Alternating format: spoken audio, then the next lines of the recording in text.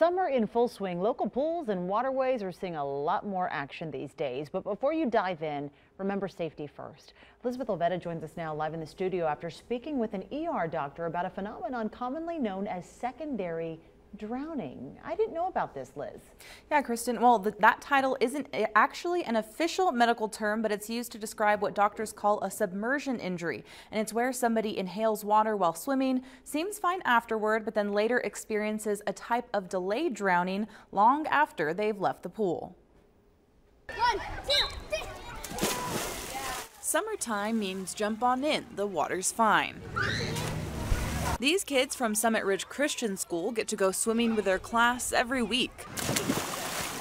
And their teachers make safety a top priority. We swim test them, so we make sure that if they have a yellow wristband, they can't go in the deep end. They also keep a close eye on them, one teacher per 6 students. A swimming safety measure Dr. Jennifer Wilson urges. There should be a person who is designated to watch a child. It's also key to helping prevent secondary or delayed drowning.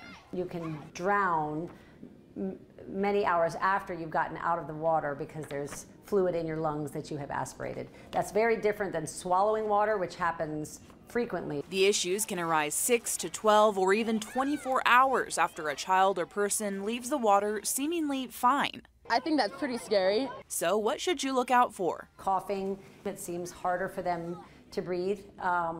Fatigue, because there's decreased oxygen exchange. There can be water in their lungs. Other symptoms can include vomiting, chest pain, or unusual behavior. Keep a watchful eye on anybody who may have inhaled pool water, something Ford says they always notify parents about, even if the child seems okay. So their parents are aware that they might have swallowed some water, keep an eye on them. As far as prevention, proactive is better than reactive. Everybody should first of all learn CPR, and I think that children as early as possible should have swim lessons. While secondary drowning can lead to respiratory distress and in worst case scenarios death, it is extremely rare. Secondary drowning, less than 2%. Don't panic, just be alert.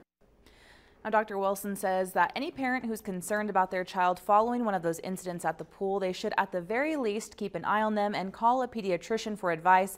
If the issue is more urgent and they're struggling to breathe, call 911. Covering the story live in the studio, Elizabeth Olvera, Channel 2 News.